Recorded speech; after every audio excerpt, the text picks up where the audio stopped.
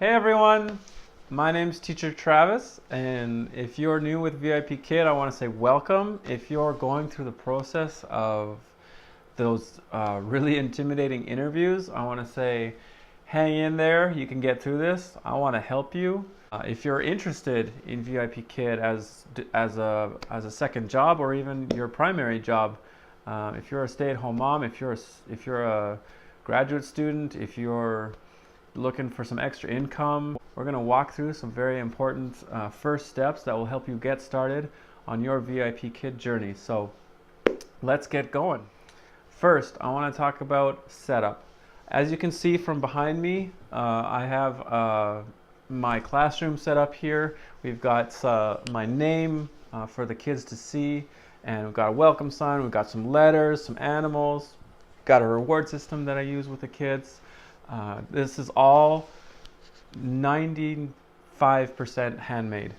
My wife and I, we went out and bought some craft supplies. We went out and bought some stuff. We made some stuff before I started teaching with VIPKIDs because we wanted to set up our classroom environment to be ready. But we didn't have,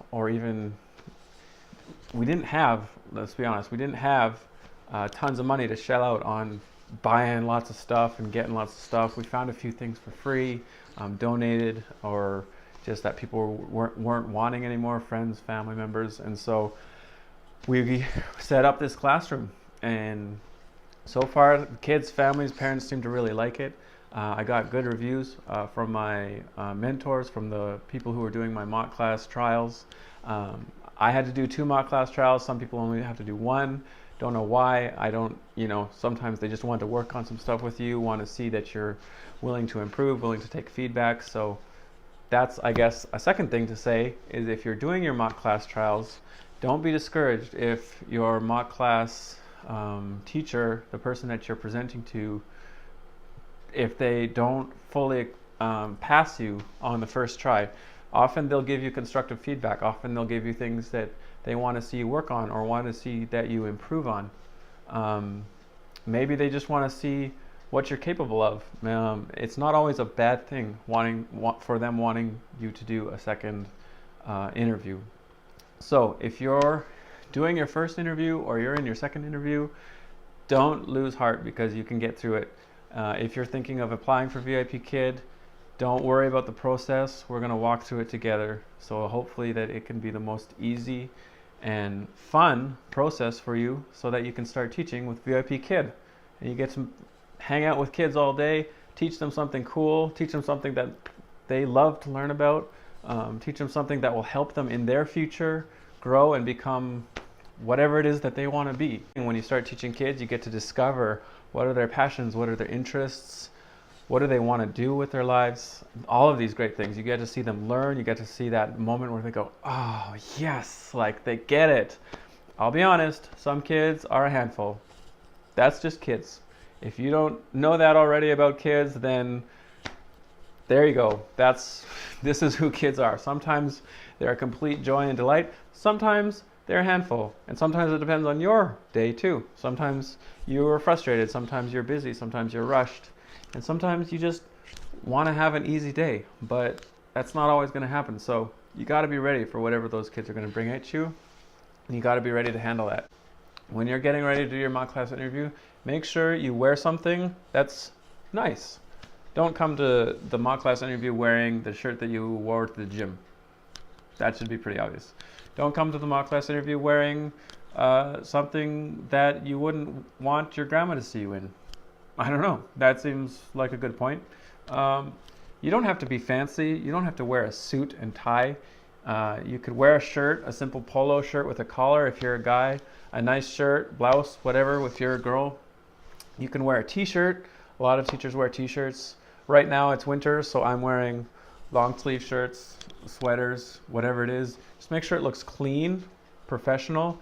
Keep away from like weird or crazy graphics or even writing on your t-shirt, because like unless it's a VIPKID shirt, some writing, it's debatable. It could be okay, could not be. Just it's better to leave it off the table. So wear a nice clean shirt, make sure you look good, do your hair, don't do your interview or record your video right after you get up in the morning. That should just make sense. Nobody looks their best in the morning. So if you wake up and you're doing your interview really soon, just take some time, refresh yourself, go wash your face, get yourself ready, relax, and start your interview. Second thing I want to talk about doing your interview, make sure that you have something set up behind you. Get yourself prepared. Prepare as if you're going to a class to teach 30 students in a school. As frightening as that might be for some people, just prepare as if this is the real thing. Get some props, get some cutouts, make some stuff, do whatever you need to do. Just keep it simple, but do something. Make something and present your classroom in a way that's interesting, that's fun, that's creative, that's unique. A lot of people use maps. That's good.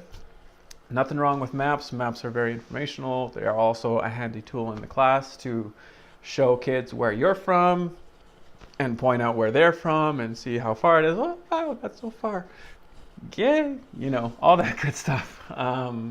So yeah, just make a great classroom, atmosphere, great classroom atmosphere, and that will help you in your interviews. A third thing that I would suggest for your MockClass interview preparation, actually study, prepare, get ready.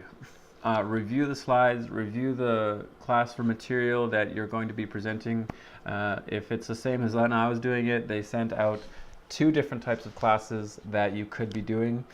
In my interviews, the teachers actually let me choose which one I wanted to do, so I got the luxury of choosing the class, one of the 2 classes that I wanted to do, which was nice, I guess, if you have one that you feel more prepared for or that you even like better. But yeah, really, honestly, in the time leading up before you do your class, your MockClass interview, prepare, read the slides, study. Don't go crazy. You don't have to pull an all-nighter, but review the content. Make sure you know what sounds different letters make. Make sure you know how to formulate the types of aspects of the class that they're asking you to teach. You need to go in prepared. You need to go in knowing what you're talking about, because you're expected to teach a student, essentially. And also expect for the teacher to act like a 5-year-old or a 6-year-old or a 7-year-old or a 10-year-old.